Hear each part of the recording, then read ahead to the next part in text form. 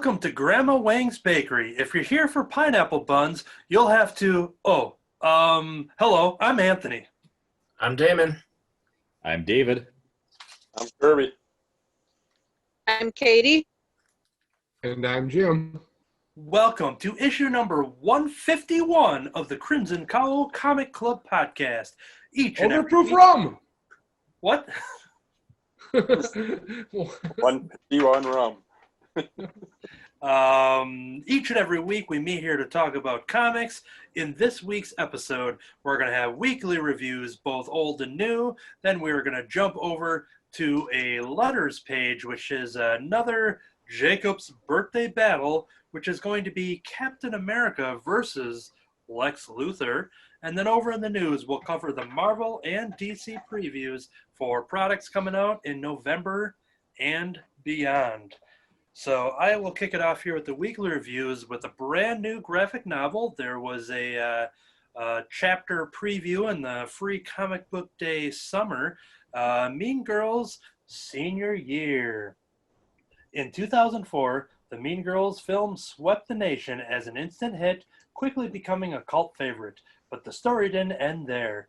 Now Katie, Regina, and the rest of the gang are back and ready to take on senior year in this all-new comic sequel that is so totally fetch. After struggling to survive the wild events at North Shore High School the previous year, Katie learned her lesson and is swearing off drama. But the new transfer student, Megan Moretti, isn't about to let her off the hook so easily. Megan is determined to rise to the top of the popularity food chain with a new crew of plastics. So Katie, Regina, Gretchen, and Karen will have to band together and stop this queen bee wannabe from turning the school inside out all over again.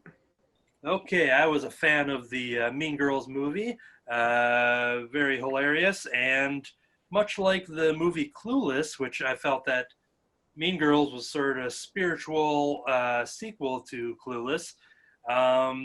It is now getting the graphic novel treatment, much like what Clueless did in the last couple of years with a couple of graphic novels. Continuing on the story, this one here is done in an anime style, so it definitely captures the the attire, the looks, everything that the characters are kind of known for. It's not going for likeness with the actors from the movie. You'll see all the different characters in here. You see Tina Fey's teacher. You see Tim Meadows' principal character.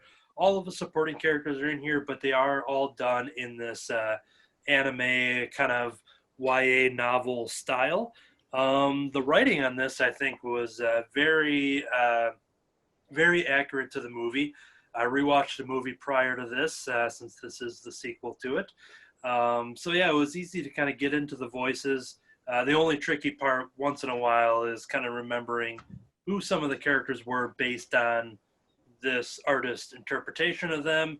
You really just had to kind of, remember certain hairstyles and outfits and stuff like that. Because if you have two brunettes, you really got to the anime style really, everyone has the same kind of nose and things like that. So there aren't a lot of different design choices that way, but it captures the script really captured their voice perfectly.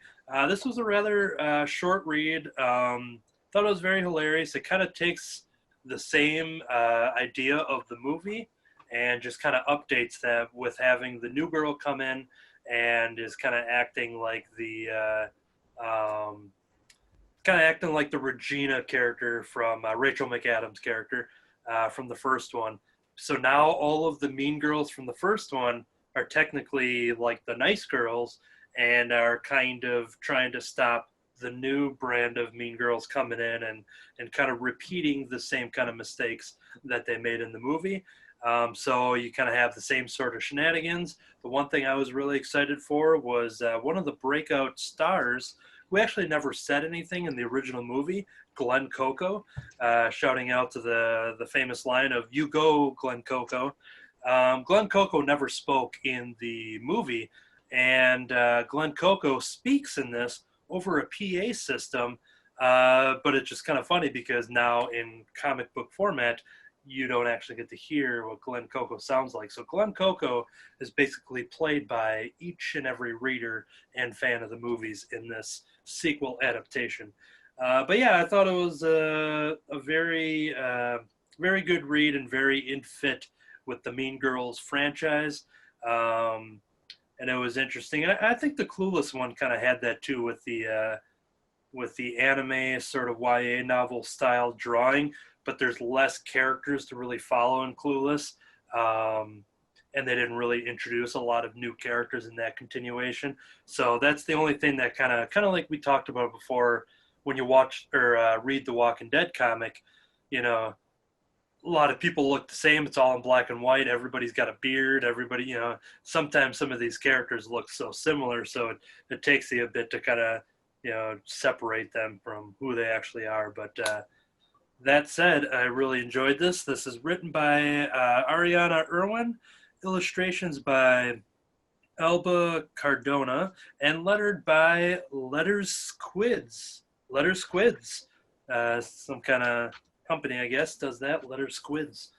So yeah, I think if you like the Mean Girls movie and you've never read a comic book before, this could be definitely for you to dip into the comic book medium. So that's Mean Girls senior year. I have a question, Anthony. Yes. Did you read it on Wednesday, and did you wear pink? You know, I should have. The reason why I'm talking about it today is because it's October 3rd, which is a perfect setup to talk about this book. I didn't even catch that. Yeah. So yeah, that worked out extremely well, at least with our podcast. So I read this over the course of Friday and today, so I wasn't wearing pink. But when I got it in the mail, well, I guess I got it on Friday too. So if I would have picked this up at a comic shop, It would have been Wednesday. yeah, I would have. Wait, now I'm trying to remember. Yeah, you always.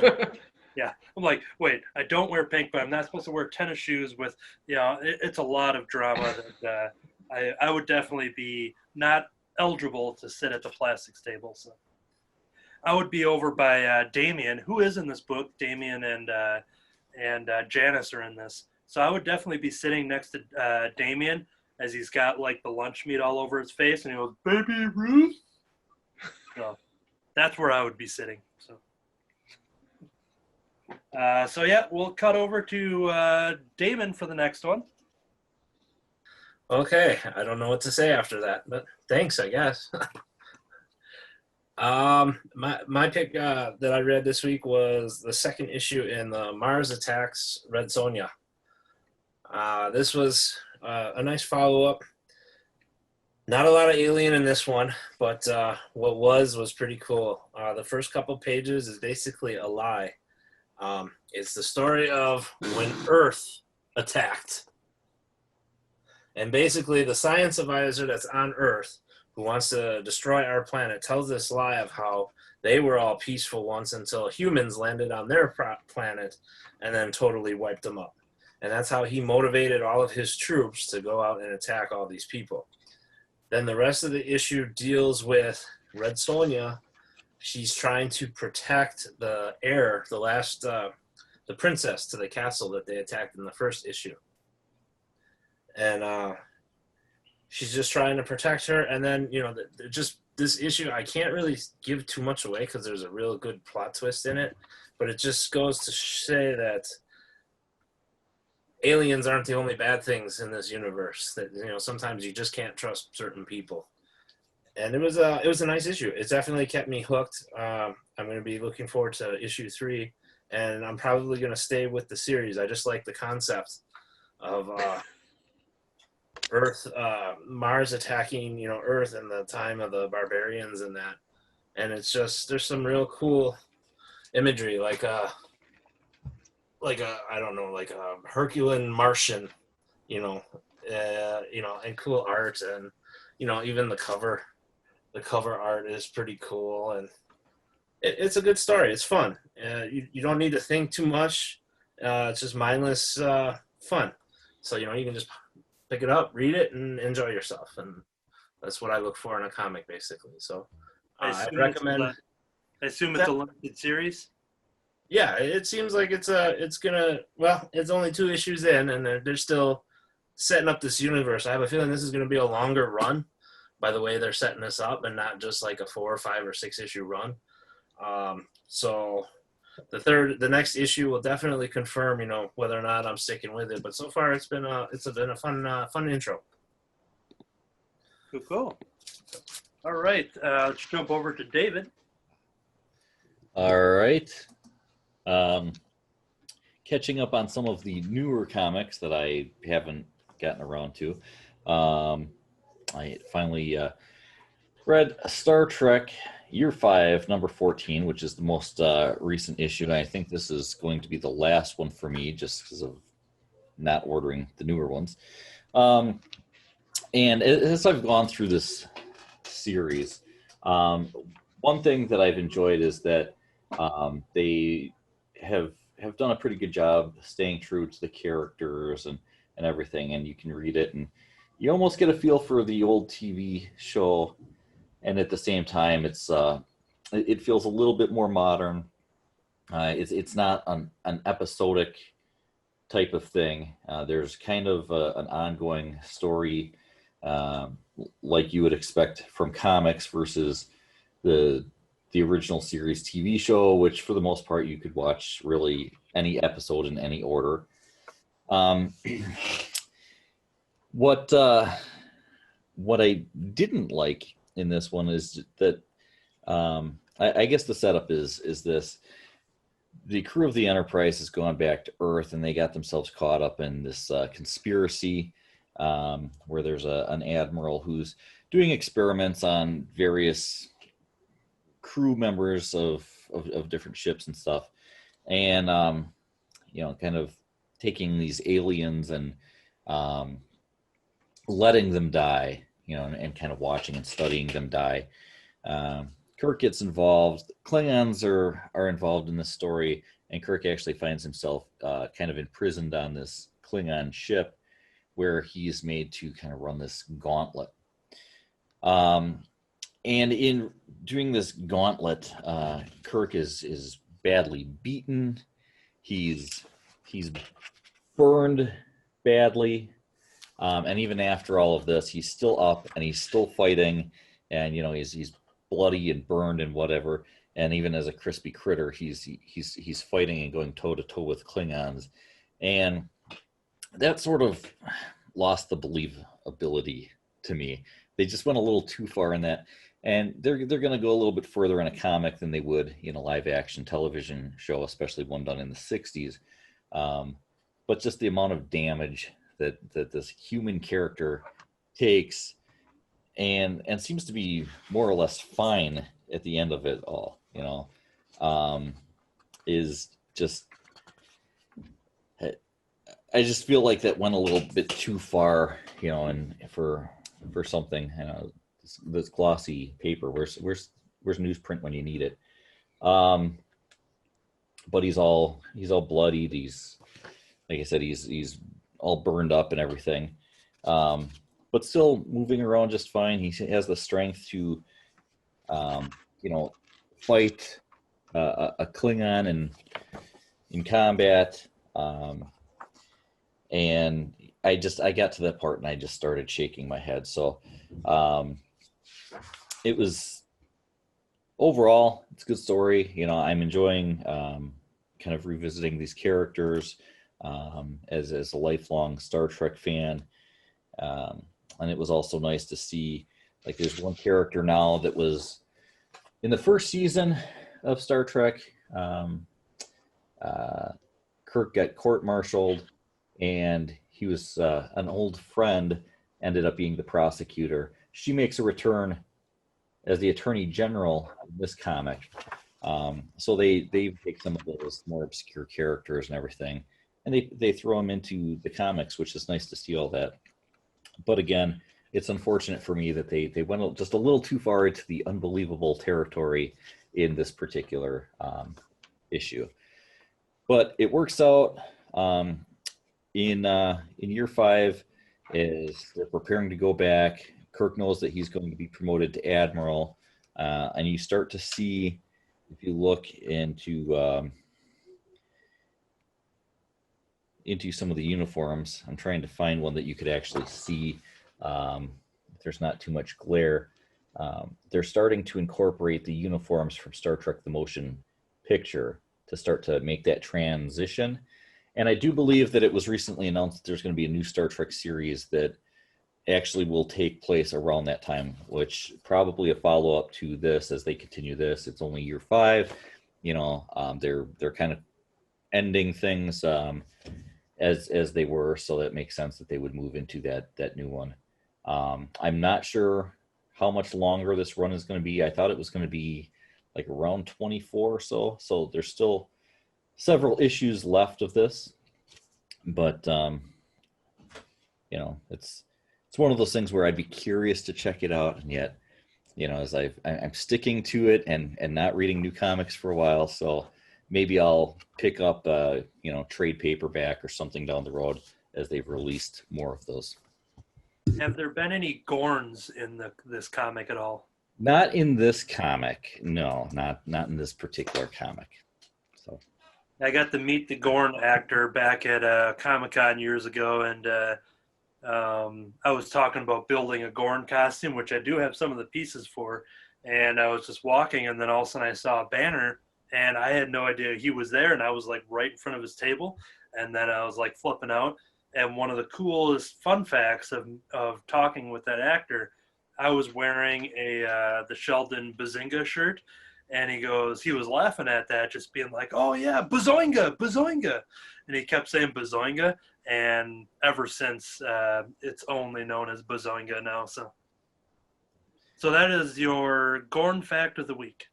And I had just rewatched that episode with the Gorn, and sat down and watched that with the very slow motion fight, and I was watching it with Ethan, and we're just laughing at how ridiculous that the fighting was in there, and you'd see just his rubber mask move when it got hit and stuff, and Kirk would try to karate chop, but it seemed like he was like doing 4 chops in one swing. Like it was just like. But the best was actually the Gorn with he was so tough, and I get it. The guy probably couldn't see in the costume, but you'd think, swing a little while. Ethan as Rotaz, I thought, did a better job. Oh yeah. As slow as he moved in that, I think, I know our listeners probably have no idea. Now they'll have to go on YouTube and check out some of our movies that we've got put up there. But yeah, Ethan, as slow as he kind of moved in some of that, when you compare it to the Gorn, it's like, wow, Ethan was practically Oscar worthy in that role. So. Oh yeah. He was like running as fast as Tom Cruise would in a movie compared to the Gorn. So, all right. Next up, we're going to jump over to Kirby. Got Gemini, the complete series. Hey, sorry to interrupt. I just want to say hi, Shelly. I didn't even see you back there behind Kirby. She's been very still. Yeah, this one, introducing Gemini, a superhero whose identity is so secret even he doesn't know what it is. Dan Johnson is just a normal guy with a normal job, or so he thinks. What he doesn't know is that a secret organization is using him as their weapon against crime. It's the Manchurian Candidate meets Spider-Man. This is a fun little way they did this. You got a team of regular people that basically get inside the character's head. He's a guy that, just normal guy, came across this organization, and they're like, well, we'll give you superhero abilities and stuff, and you're gonna get basically smarter and stronger. And he agrees to it, says he wants to do it. Yeah, kind of like when you talk in my head, I know. But they can sit there and they'll basically, through his earpiece or whatever, they can say activate or deactivate, and he'll go from the normal person into this superhero, into the Gemini character. And I know it's sort of kind of how you control me when you're talking to me through my head all the time. I'm trying to do a podcast here, if you don't mind. Just let me finish this, and then we can talk later. But yeah, they team up. They have other characters out there that he's going to fight off, and they don't really get into whether those characters are being controlled by other teams and stuff. But there are some other characters that do come in that have their own team that control them and take care of them. And at one point, it's like he gets his head blown off. So you're like, next, bring the next person in. You know, you figure he's done for. It's over with. But then you find out he's got super healing abilities himself, kind of like Wolverine. But he kind of gets like confused because he doesn't know who he is all of a sudden. He sees himself in the mirror. It's like, that's not me. I mean, he's still in character, in superhero mode. So he's not used to the normal guy's face and stuff like that, because he has contacts that he puts in every 4 days. And that's how they can see what he's doing and watch what's happening, so they can tell him what to do and get him through. But when he got his head blown off, well, his contacts got blown away too. So all of a sudden he's just wandering around loose, looking for things. But the artwork's really nice and stuff. And it's a very enjoyable story. It is a complete story to a point, but it could go on, and you could go do more with it. But they at least finished that full chapter of everything that's happening in here. But it was very fun, and yeah, I wish I was a superhero too, but who knows? Maybe I'll get bit by a spider one day. But yeah, it's a fun read. And if you want a complete story, I was getting my new tires put on, and I read the whole book in half the time that it took them to put the tires in. So, but yeah, fun story by Jay Farber and John Samarova, which I've never heard of either one of those, and it's by Image Comics. So Cool. All right, it's time to go to a galaxy far, far away with our Jedi Ambassador, Katie. All right, thank you. And this week, I have a way for us to get there because I am reading a book about the Millennium Falcon. So this week we have Star Wars Adventures Volume 6, Flight of the Falcon. Now, as the title suggests, this is all about the Millennium Falcon throughout the years, which character just as much as the people are. And bounty hunter Bazine Natal, she's part bounty hunter, kind of agent provocateur, but she's working for the First Order, and she is going throughout the galaxy trying to track down people who know where the Millennium Falcon is, right? You know, maybe they've had some connection to it. A couple of them have been owners of it. One person stole it. But anyway, this is just a really fun volume. We go with Bazine throughout the galaxy. She talks with IG-88. She talks with Embo, another bounty hunter. She talks with, in The Force Awakens, Han mentions all the people that stole the Falcon from him to get it to end up on Jakku. She meets with one of those people. And then finally she meets with Hondo Naka. So they're shoehorning in a little bit of how the Falcon ended up on Batu and Black Spire Outpost to explain why you can go on that ride there.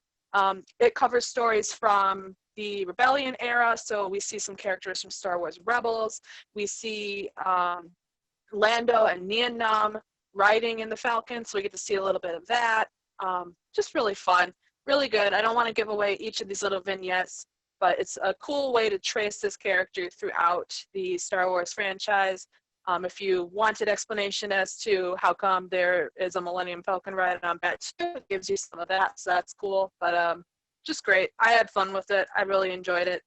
You don't have to have read any other Star Wars volume, adventures, anything like that to understand it. It's just a good read. So, yeah, that is my review for Star Wars Adventures Volume 6, Flight of the Falcon. Punch it, Chewie. Excellent. Let's jump over to Jim. All right, my first review for this week is called Miles to Go.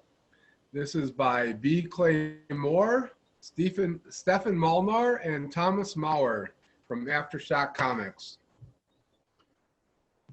This is an interesting story. It opens up on a young girl who's talking to somebody we don't see immediately and saying, we have a job to do. Tell us why you did it, and we might not do the job, or if you do, we'll get a bonus and whatever. And then turn the page and blam, this young girl shoots the guy through the front of the head, and you see the spatter come out the back. So, great opening. We find out later that this girl grows up to be a woman named Amara Bishop, who now has a young child of her, or a young girl of her own, about the same age.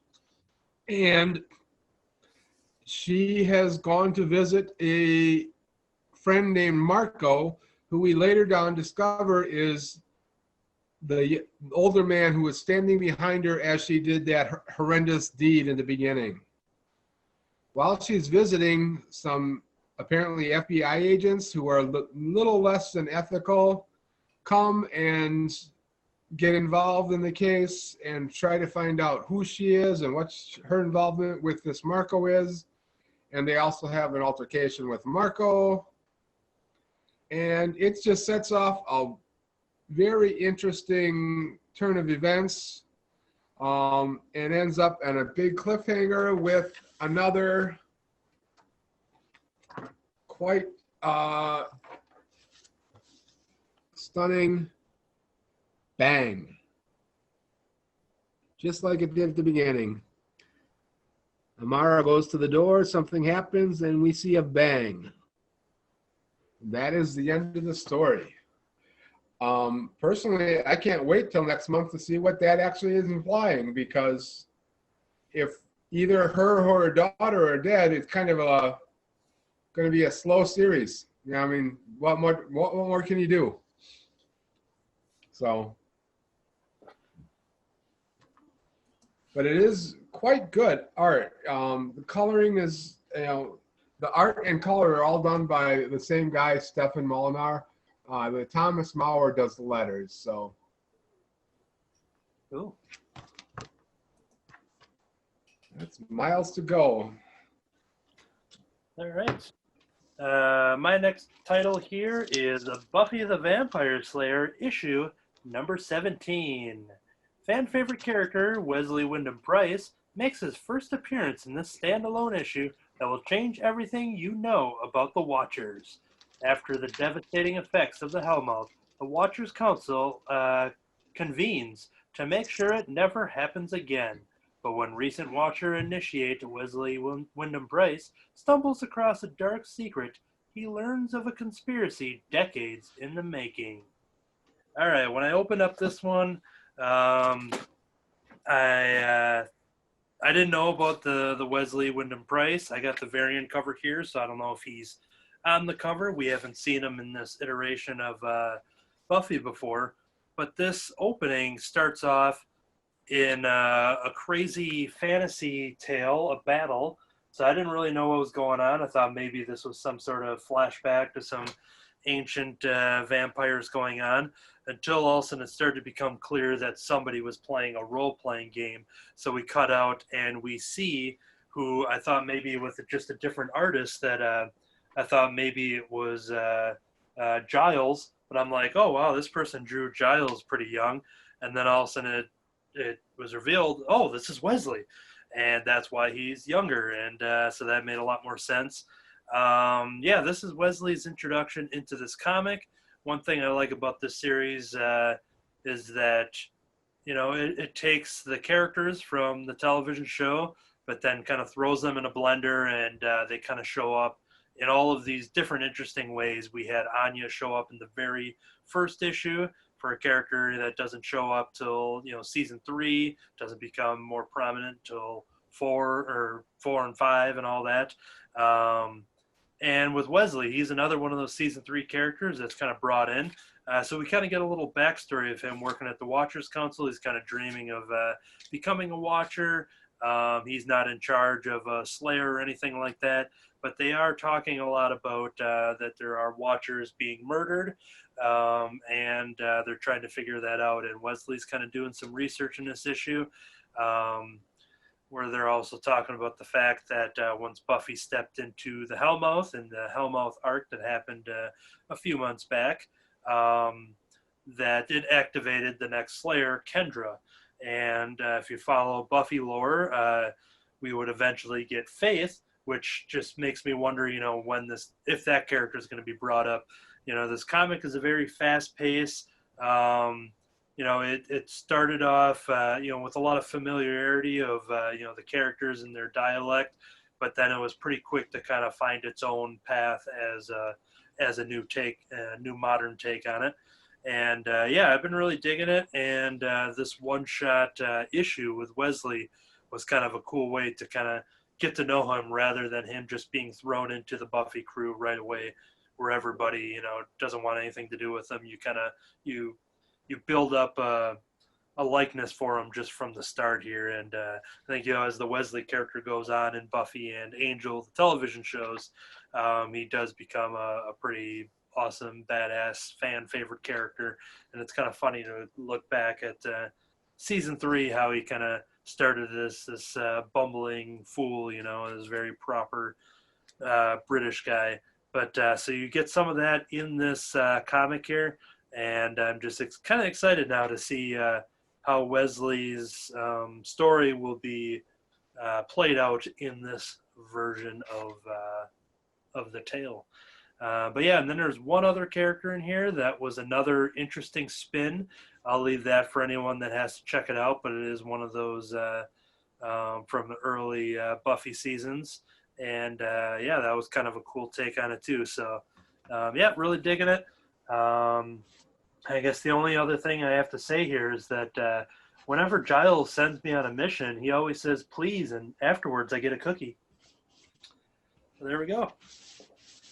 All right, we will jump back over to Kirby, I believe. All right, I'm here. Ice Cream Man presents Quarantine Comics Special. This was something interesting that came back out around the beginning of COVID.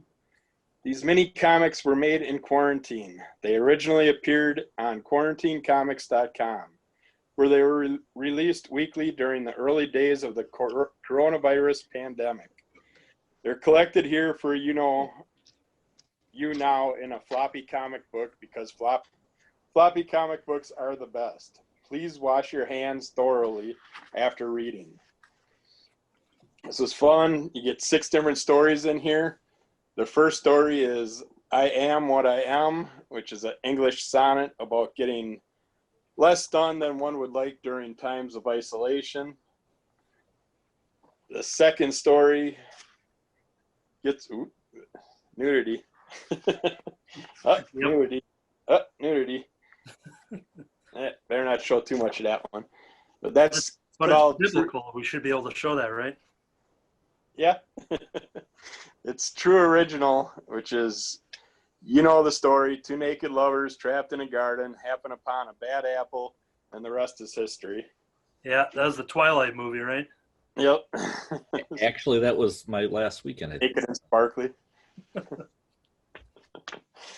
then you have Convention of Mikes. Watch as Mike after Mike interacts with Mike and Mike alike. And then Secret Origins of the Pinky Ring. You can see here is the super secret story of the Pinky Ring. You got to read it to find out. And then Seroquel, which is a medication used to treat certain mental mood conditions like schizophrenia, bipolar disorder, and episodes of mania and depression. And then, or actually that was Terminal Ride there. Then you got Terminal Ride, which is the taxi cab goes all the way to the end. But these are all fun little stories, which each one has the Ice Cream Man involved, which I've never read an Ice Cream Man comic before. Anthony has. Yeah, they're kind of treated as it's kind of like a Twilight Zone type of deal, where each issue of the Ice Cream Man sort of has, it's a very one shot. I've read the first 10 or 12 maybe. But they all had that recurring Ice Cream Man character in the background, and And this is kind of doing that same thing, except just doing a bunch of short stories rather than one issue being the singular story like would be in the normal series. I'm not sure if, kind of like an American Horror Story, if the later issues really started to bring back other characters from these other stories or anything like that, or if it still is pretty standalone. But I know it is one of the very much praised and critical acclaimed series. But knowing the Ice Cream Man format, that's one reason why I jumped in for the quarantine special, even though I haven't, been keeping up with it. But yeah, this is definitely a good read. So. Yeah, and the nice part about it was, if you got it originally online, which was nice because you were supporting all the artists and stuff in the comic shops, it was $2 a piece for the digital versions. Here you got those 6 in here for $5.99, plus it's a nice thick copy. There's 5 more stories also in it, where you get Nature Calls, and you got Mine, Tickle a Parson, and Creature Causeway, Small, and then, 4 stories, and then a cover gallery. But yeah, they're fun. They're interesting. Yeah, basically, if you were ever curious about the Ice Cream Man and heard about it, this might be a thing to pick up to kind of give you a sampling of kind of what's to come. But yeah, pretty good series though. I wish I kept up with it. It might be one of those things I could, pick up the remaining ones and trade or something. But when you read a lot of comics, and sometimes you just got to cut things, but that doesn't take away from the fact that I enjoyed what I read. So cool. All right, we will jump back over to Jim. Oh, that was quick. My second book this week is called An Unkindness of Ravens. This is from Boom Studios. We have writer Dan Panosian. He also does some of the artwork. Art and colors by Mariana Ignazi and Fabiana Mascolo. Here's the cover. I was very surprised what Anthony had for his first book today, because this book, immediately upon reading it, I thought this was very much like Mean Girls crossed with The Craft.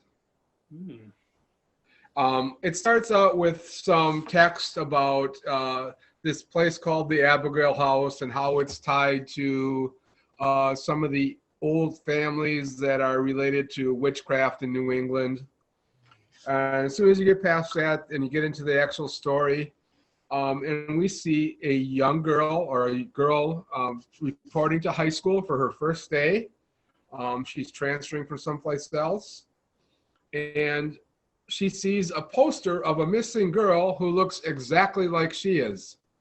And as she goes through the day, she finds out about the different people in the school, the cliques, and this one invites her to sit at her table, and they finds out that they're basically the mean girls. So she doesn't want to go with it. There's other ones that she's warned about, and they leave her a spooky message in her locker, and she ends up like, oh, I don't know about that. She stands up to some bullies. She, kind of gets a reputation. And at the end, she asks this guy who's been showing her around the school to lead her to the Birchwoods, where she is invited to meet this group of apparently witches, and that's where the story ends up. And it's this nice cliffhanger where she sees the group out there and she says, I see everything. And then you got to look at, let's see, where are you at? The girl's face. If you can notice her one eye. Sort of, yeah. It's kind of got like a crystal-y thing.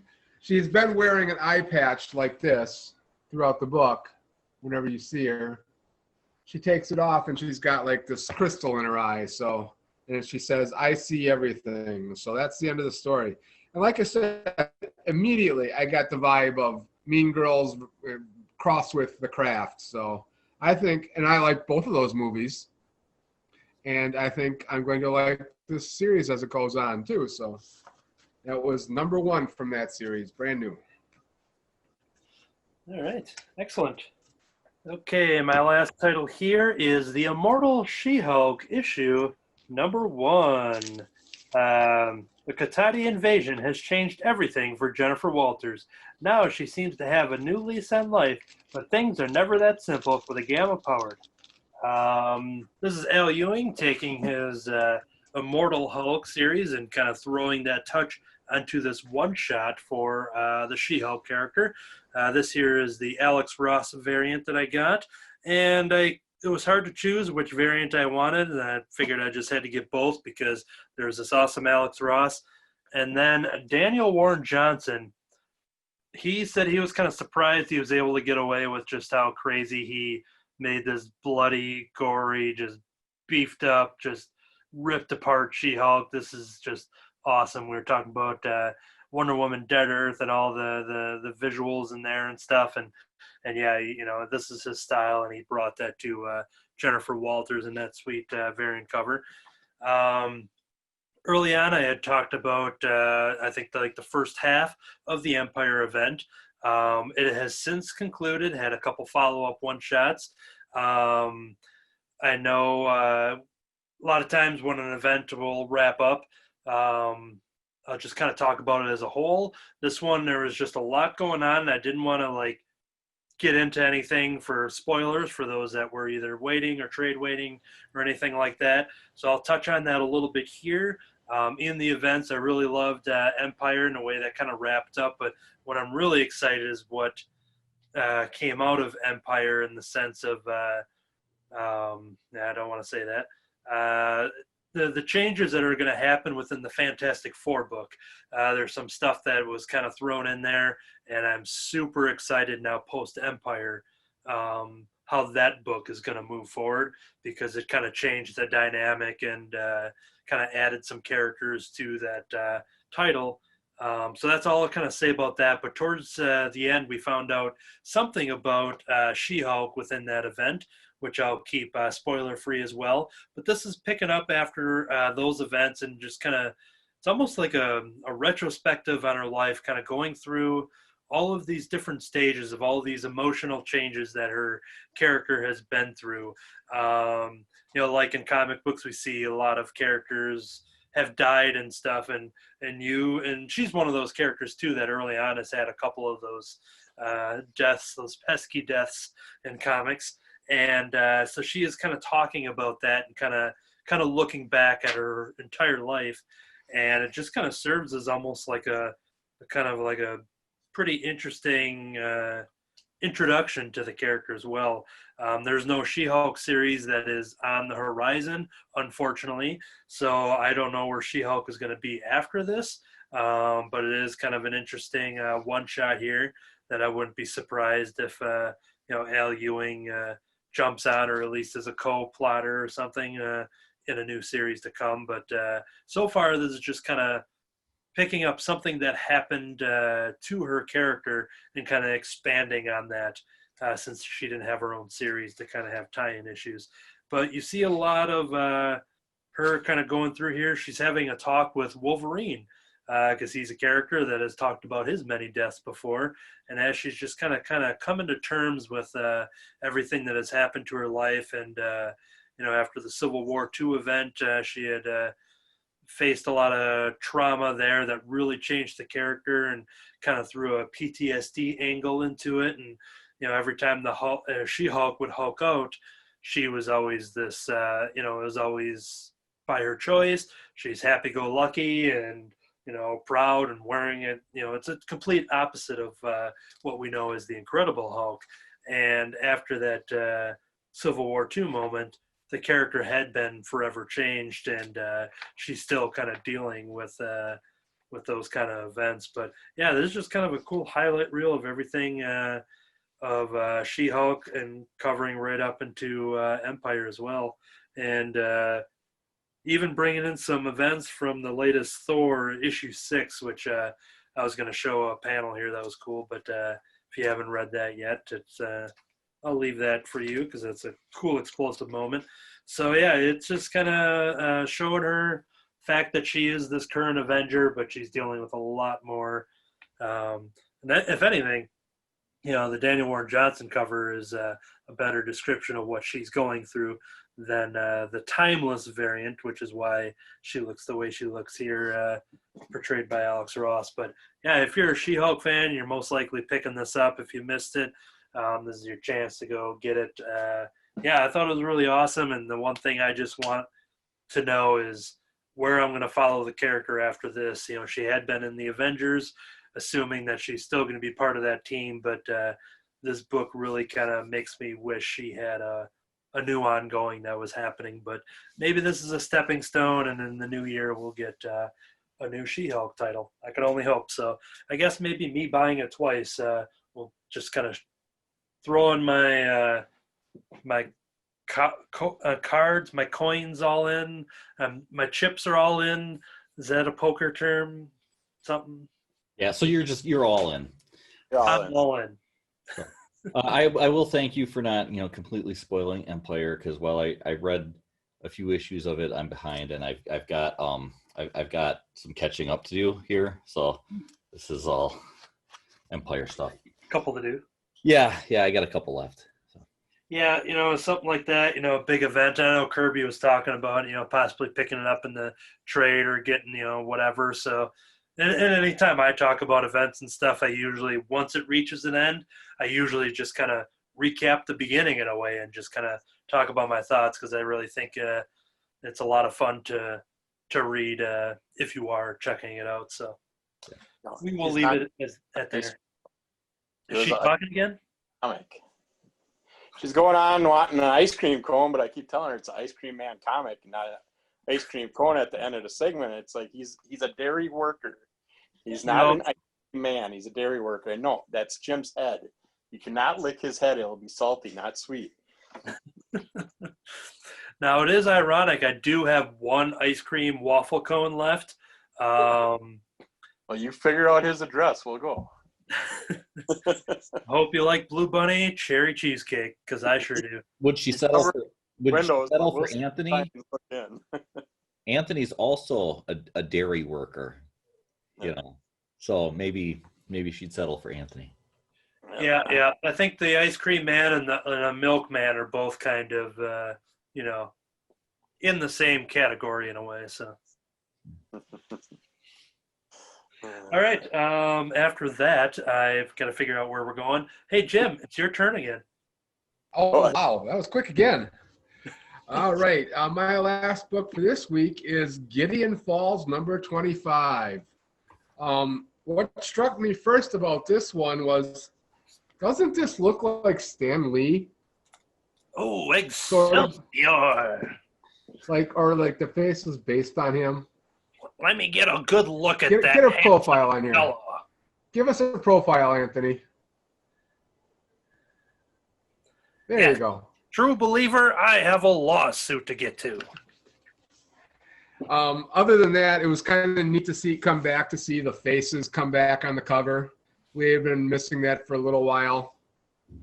I think the big thing about this is in the last previews, it was announced, or at least I first saw it, that in December, issue 27 will be the series finale. And as such, things really start to come together in this issue. Some of the loose threads are starting to be drawn together. They're starting to make sense of things that we have been seeing and what they mean. And one of the reoccurring characters that's not one of the main characters, but one of the reoccurring characters that's been in the story, actually, we end up losing him. And so that was a little bit of a surprising, dramatic moment. And he ends up turning into one of the Smilers, or what I call the Smilers. And they are on one of the versions of Gideon Falls where it is very much a Big Brother dominated world. And that's where the psychiatrist and this character have been. And while he's succumbing to the Smiler disease, he tells her to run and gives her a place to go, and she ends up going to that place, and it looks like we are going to be in for a very interesting story on what this thing means. Yeah, and talking about the knowing that the issue is or the series is wrapping up in December, you know, a pretty healthy run. But I know Jeff Lemire is one of those too that I assume the series is pretty successful. That they'll probably come to its natural conclusion. Something like Royal City, which just came out in hardcover format that I double dipped on. That's something where he's like, oh yeah, this is going to be going on for a while, and then he gets to a certain part of the story. And I think it ended up going to like 14 issues, and he's like, "No, this is okay. I've reached the no. This is the end." So even though I would buy Gideon Falls for like, you know, if it was Walking Dead or something like that, just knowing that it's wrapping up in 27, while disappointing, and also knowing him, you know, it's probably gonna. He's told the story, so. Yeah, I kind of felt it was going to come to an end at 12 because the way things were going then. But then it turned around and boom, got a little more steam. And for this to be ending now, I think it does feel very natural right now. The way this issue is left, that I can absolutely see it wrapping up in the next two. And I'll be disappointed not to keep reading it, but I don't think I'll be disappointed in the ending. Agreed. And maybe it'll actually end the next issue, even though they've solicited further ahead, and it'll be about 3 issues long. Yeah, because Robert Kirkman's name is probably in the credits there for a chief executive. It is an Image book, so. I think so. Oh boy. Good. All right. Well, that is going to do it for the weekly reviews, but stick around because we have much more show for you. I didn't know what I was going to say. Okay. Let's see. All right, we are saved. We're going to do the letters page battle. We are recording. All right. All right. It is the first Saturday in May. Nope, that's New Comic Book Day. It is the first Saturday of a new month, is what I meant to say. And that means it's another round of Jacob's birthday battles. Pretend like there's audio echoes and big explosions behind that. This is where Jacob, who has yet to make an appearance on the Zoom version of the Crimson Cowl Comic Club, he pits 2 characters against each other, and we're left to pick the winner and battle it out. So this month's battle is going to be between Captain America and Lex Luthor. All right. Anyone want to throw the first punch? I'm just saying that's kind of an odd. I'm wondering how he came up with that one. You know, because a lot of times when he picks someone for one of these birthday battles, it'll be, you know, like Namor or Aquaman, or, you know, something like that. You know, where One thing, man thing. Yeah, right. But Captain America, Lex Luthor. Yeah, it's just, I'm curious as to how he came up with that particular combination. So, well, we'll never get that answer. So, probably not. So yeah, I mean, it feels like if I were to throw the first punch here, that I think on a physical level, you would think Captain America, but then Lex Luthor's had some crazy, mech suits or space suits or something. I know that just because I used to have an action figure that had that thing that just dropped on his body. Yeah, he's had a number of, like either armored, powered armored suits, or like these big mech things. He's had a number of things. He's got all kinds of weapons at his disposal and things like that.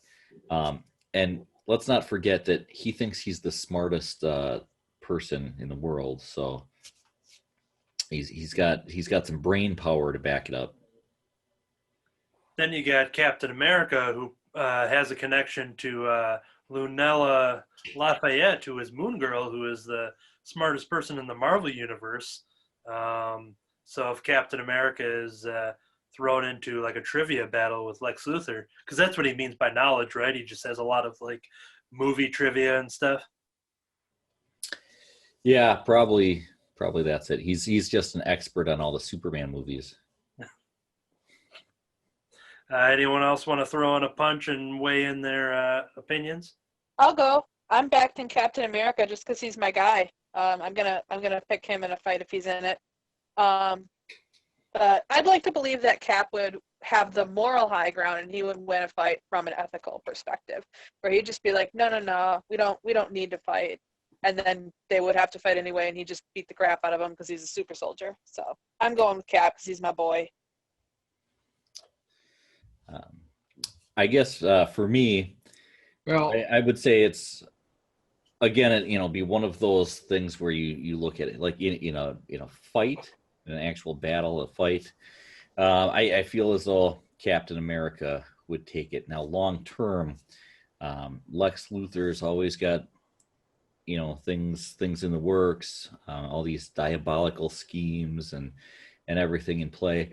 And I think that even in a fight, that Captain America would win. I think Lex would have some sort of backup or whatever, where down the road, he's going to come back because it's Lex Luthor and that's what he does. He always comes back, much like, most of Cap's villains. But yeah, I don't think that it would be some permanent takedown. Lex Luthor would plot some revenge or whatever. But I think when it comes to an actual fight, I think Captain America is, he's got the strength and everything, but he's also pretty resourceful when it comes to fighting too. And I think that he would find a way to take down Lex Luthor.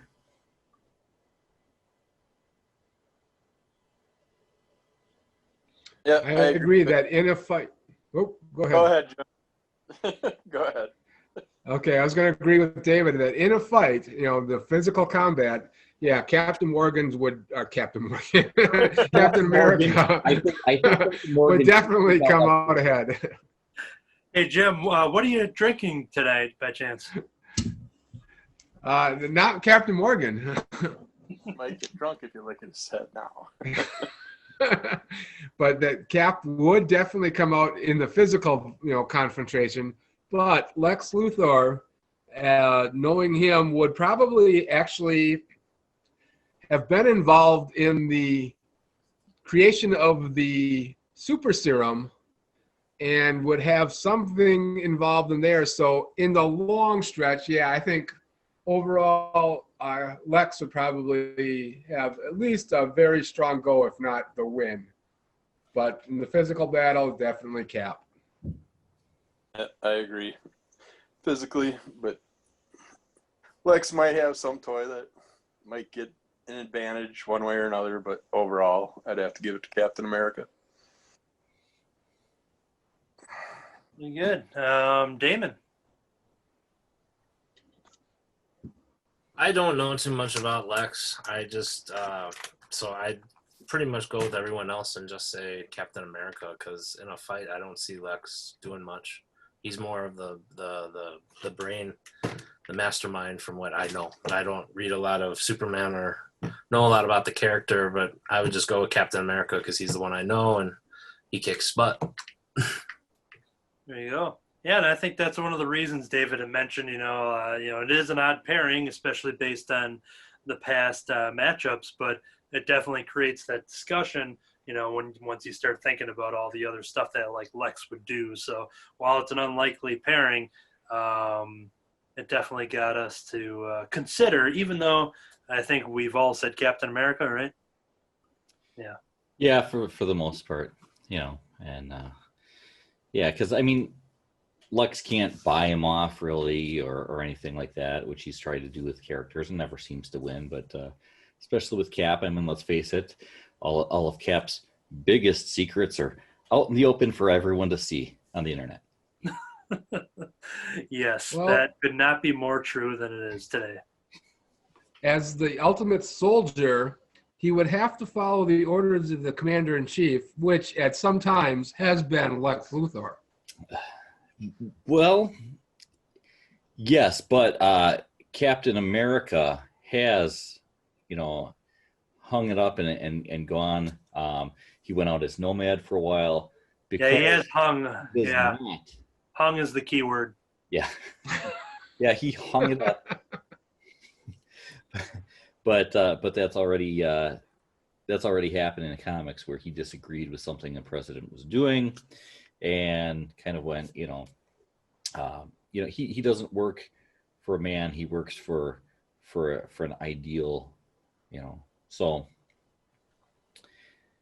yeah. Basically jumps on whatever side he feels he should be on at the time, whether it's Hydra or not. Good. Well, yeah. Oh, you waving? Hail Hydra. So you're waving to that Hail Hydra. to Shelley in the background there. Oh, you had a question. Well, we all know that Captain America could do this all day, but we can't because we have a news segment to get to. Man, I was sitting on that segue for minutes. Which is weird because normally you stand on a segue. Hey. Likes to goof around all the time. I just heard Eric groan too, but he's not even in the Zoom, so. Okay. All right. Saved, record, and here we go. Welcome to the news section. Even though at the top of the show I said this was going to be for the November items and beyond, I actually meant December, but that's not going to make sense because if I remember to make that edit, this whole thing is pointless. So this is going to be for items coming out in Marvel and DC for December 2020 and beyond. We'll go around the internet here and just let us know when it's your last pick. You can go, we'll cover Marvel first. I'll kick it off here. There is a special called Heroes at Home. It's a one-shot, much like the Ice Cream Man situation. Being stuck inside isn't easy for anyone, even superheroes. See how your favorite Marvel characters have coped being cooped up with Heroes at Home. See how Spider-Man, Hulk, Captain Marvel, Wolverine, Black Panther, and Captain America do in quarantine. Let Marvel make you smile, courtesy of artist Guerrero and writer Zeb Wells, Sunday Funnies. But yeah, this is just a one-shot special. I really dig the cover. It shows like an apartment building. Gonna cue it up here. I don't know if it'll show up on the screen real well. There we go. Shows like a building, and then in each window is all the heroes kind of doing something. You got Spider-Man hanging upside down. Venom, who is looks like he's munching on some popcorn. You got Thor and Iron Man are quarantining together. I guess Iron Man's all masked up, so that's all right. Hulk just has his purple shorts out to dry. Black Panther's hanging out on the balcony reading a book. Captain America is drawing, maybe inspired by his co-creator Jack Kirby. And then Wolverine is hiding behind the blinds with his claws out. And you have Carol Danvers and Chewie hanging out there in the window. So, yep, Heroes at Home. I'm going to check that out. Damon, anything from Marvel? Yeah, I just have 2 picks for Marvel for this month. But my first pick is going to be King Size Conan #1. I've been meaning to try and get into the Barbarian stuff. I started with Mars Attacks, Red Sonja, and that. And this looks like a perfect place to start. In 1970, Roy Thomas brought Conan the Barbarian to Marvel Comics. Now get ready to celebrate 50 years of Conan with an oversized special spanning the breadth of Conan's life and times by the most dazzling array of creative talent ever assembled in one book to tread the jeweled thrones on Earth. Then it goes off to list some of the authors and artists and authors. Can't talk today. It sounds like there's going to be a couple stories in this. and it's going to be the perfect introduction for new fans and an essential adventure for diehards. This is the can't-miss Conan comic of the decade. So it sounds like the 50th anniversary of Conan at Marvel, and it's going to be a prelude to the original story. And of course, there's going to be all kinds of variant covers. The previews here have a couple of them listed, and it sounds like a great place to start and check them out if you're interested in Conan or want to see what it's all about. So I'm looking forward to that one. Cool. David, you see anything in the catalog there? Well, I'm just gonna pick one because for the most part, I'm not gonna be ordering anything. But if I was, one thing that I might be interested in is the Chris Claremont anniversary special. Being the X-Men fan that I am, of course, Chris Claremont wrote the majority of the X-Men stories that I've read. He's responsible for some of the biggest stories, the most well-known ones. And so, it'd be interesting to see what he's got to say about the X-Men now. It's an all-new story.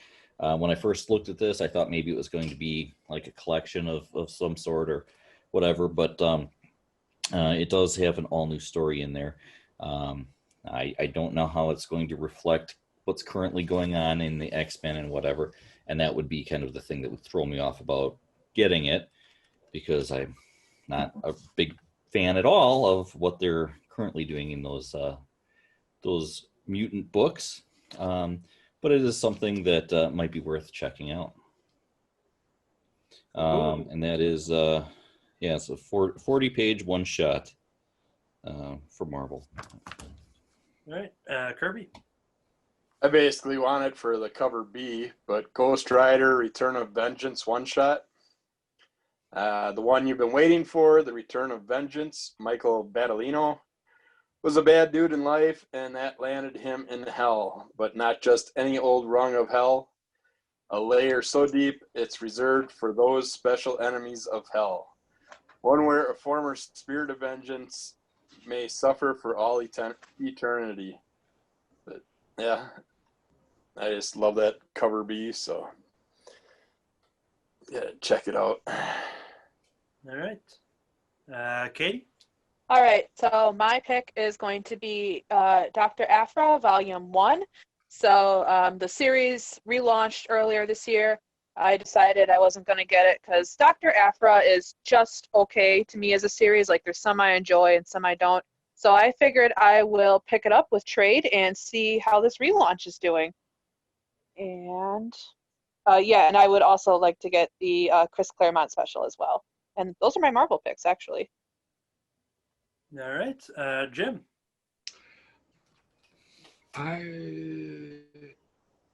I have no new Marvel picks this month. I'm only getting the 2 Avengers that are normal on the schedule.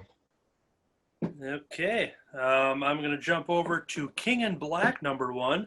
This is from the Venom Boys. We got Donny Cates and Ryan Stegman.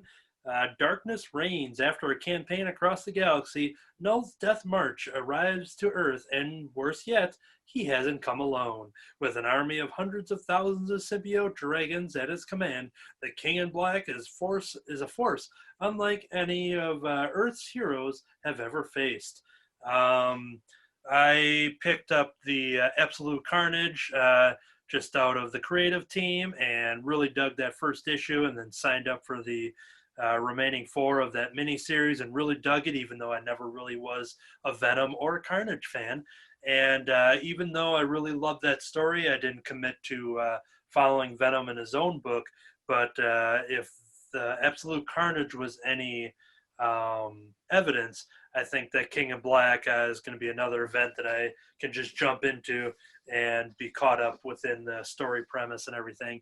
But Donny Cates, Ryan Stegman, I'm all in for King in Black. So, Damon, was that your choice by chance? No. Okay. My last pick from Marvel actually is an omnibus, and it's got a little bit of a backstory, and it's something I'm really looking forward to. It is, and I love the cover.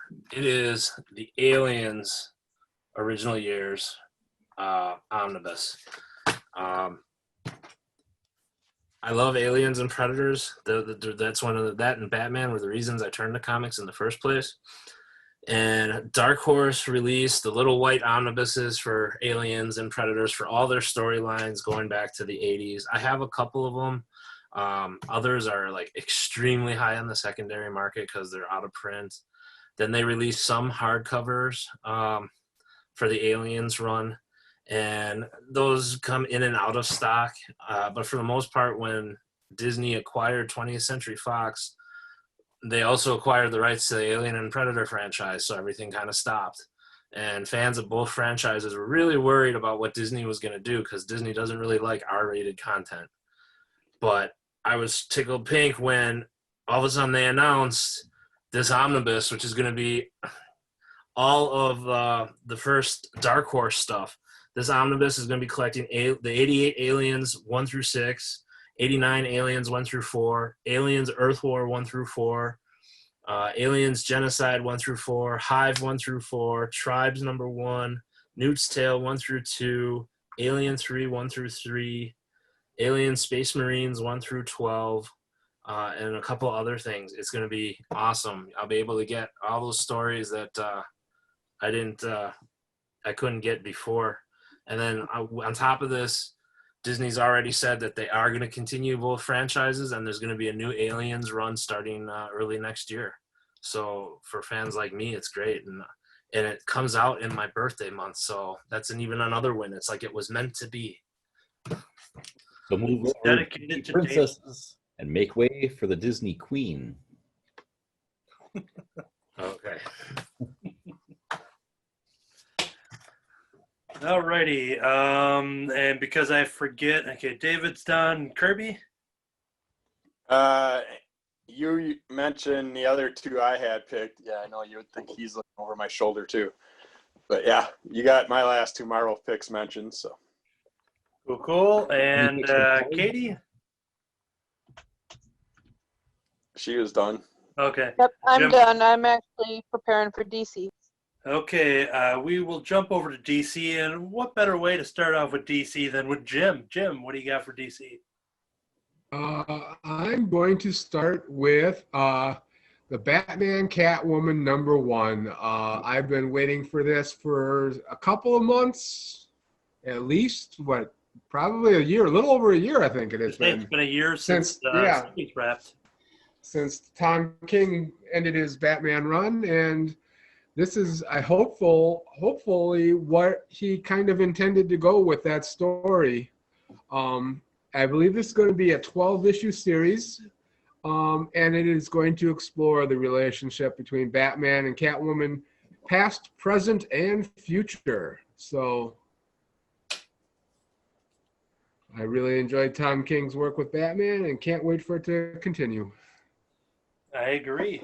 My pick, nothing new except for I think the fourth time that I am pre-ordering all of the Wonder Woman 1984 variant covers. This is the fourth, maybe third or fourth cycle of trying to get these covers, but with the movie being delayed and pushed back, then they cancel those covers and push it back to the new month. And there's no way that movie's coming out in December. So all of those pre-orders I've already placed will probably be sending me about 15 emails to cancel them again. So I'm excited for those Wonder Woman 84 variants, probably in 2021. Yes, he needs a girlfriend. Yes. I feel bad for the people that are listening to this by audio. They're missing out. Yeah, Kirby's kind of having a weird mental meltdown right here, talking to himself. That's weird. Yeah. Well, Shelley's just whispering in his ear. I see nothing. All right, Damon, DC, with your audio this time though.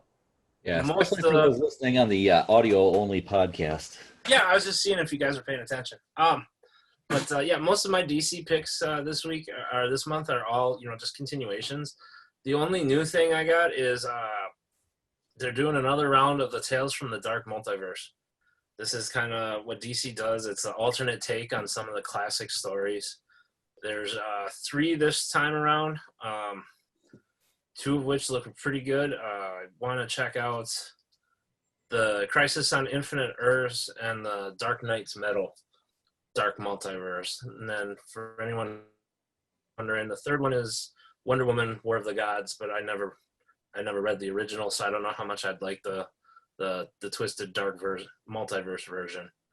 But I know I got the first round when they had those last year, and those were pretty good, so I'm looking forward to checking these out this time around. Interestingly, Dark Knight's Metal was already dark and twisted, so. But the artwork was great. That's true. All right. Anything from DC for you, David? Let me look. Nope, nothing. That's right, because you don't have a catalog. Neither do any of us. All right, Kirby. DC's Very Merry Multiverse one-shot. Joy to all 52 worlds. It's time to celebrate the holiday season across the DC multiverse in 10 stories that will light your Yule log and spike your eggnog. Batman decks the gaslit halls. Lobo goes Old Testament in space. Ragman learns the true meaning of Saturnalia. President Superman attempts to figure out how Bizarro stole Christmas. And Harley Quinn tries her hand at interdimensional caroling. These seasonal sagas are sure to help you have yourself a very merry multiverse. I like all the little holiday ones, so I'd like to check that out. Those are always fun. Cool. Jumping over to Katie's next. Thank you. Authors on there that I think do a really great job with that character. So yeah, Batman Black and White #1. Cool. Jim. I'm going to be, my next pick is going to be Generation Shattered. For a long time, DC talked about a new Generation 5, and they're going to build up to it with Generation 0, 1, 2, 3, 4. And then that all got canceled. And I think anything that was really on the table and that people were really committed to is going to come up in this one shot called Generation Shattered, where characters from different ages of the DC continuity are going to band together and face what's the result of all this dark metal stuff has been going on. And I think I haven't been following the dark metal stuff since the original series, so it'll be interesting to see what happens in that book. All right. I didn't have anything else, and of course I forgot again. Damon, you good? And David, you're good. Kirby? Yeah, looks like I'm good. Katie? I just also throw in a vote for the Merry DC Multiverse Holiday Special. Excellent. So Jim, take us home if there's anything left for you. Last things are going to be the new Justice League storyline and line-wide crossovers with Endless Winter. And this is going to be like based in the Justice League books, and it is going to cross over into many of the other ones. The Endless Winter is set in the North, where their new villain comes up, I believe, in the location where the Fortress of Solitude used to be. Frost King is a monster mad with power and an army at the command. But what is the devastating mystery that lies in his past? And how does it tie to Queen Hippolyta, Swamp Thing, Viking Prince, and their reluctant ally Black Adam? Two timelines will reveal further clues and secrets throughout each chapter of this blockbuster tale. Now, this, like I said, is mainly going to be based in the Justice League book, but in December, there are also crossovers in Black Adam, One Shot, Teen Titans, and Superman. And good. All right. Well, that will do it for this week's show. To kind of preview what's coming up for the month of October for Crimson Cowl Comic Club, we will have some club discussions for the return of X-Ray Robot with issue number 2 that came out this current week. We have the Giant Size X-Men Tribute. We've got the Three Jokers, issue number 2. Batman Adventures Continue number 5, which I think is next week. But some of these will be kind of rolling out in the next couple weeks, depending on when everyone's ready, and then kind of split them up so we don't have, 2 hours of just the club discussion picks. So yeah, those are some things you can look forward to, as well as the continued weekly reviews and all that fun stuff. Give a little plug for the return of Under the Cowl in its new format for us club members here, recording at Wednesday nights at 8 o'clock, correct? Yes. At 8 o'clock Central. 8 o'clock, yeah.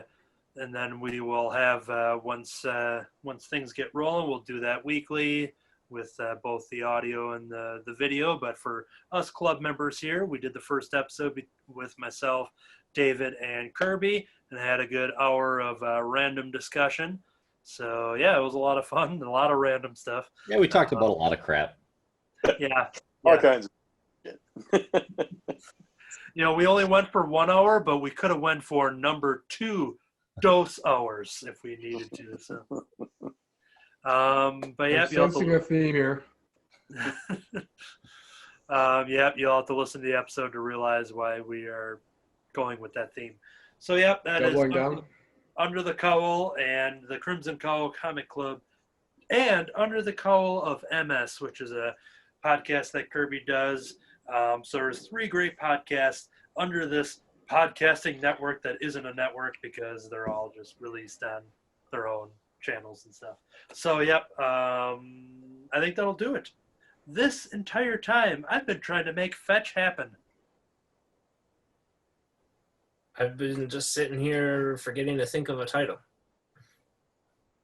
I've been up, and away. I've been being watched. Yes, we'll get an ice cream cone when this is over.